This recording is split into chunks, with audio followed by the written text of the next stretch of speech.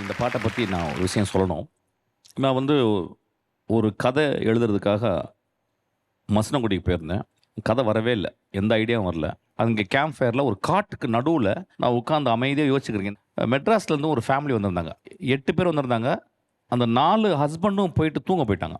அந்த இரவில் அந்த 4 பெண்கள் உட்காந்துருந்தாங்க, நான் உட்காந்துருந்தேன். ரொம்ப அமைதியாக உட்காந்துருக்கும் போது திடீர்னு ஒரு அம்மா வந்து இந்த பாட்டை பாட ஆரம்பித்தாங்க. கூட இருந்த 3 பெண்களும் இந்த பாட்டை ஆரம்பித்தா எனக்கு ஒரே அழுகை. ஏன்னா அந்த காட்டுக்குள்ளே இந்த மாதிரி ஒரு தனிமையான உலகத்தில் தனிமையை பற்றி மோஸ்ட் எக்ஸ்ட்ரானரி சாங் இந்த சாங் தான் சொல்லுவேன் ஆக்சுவலாக.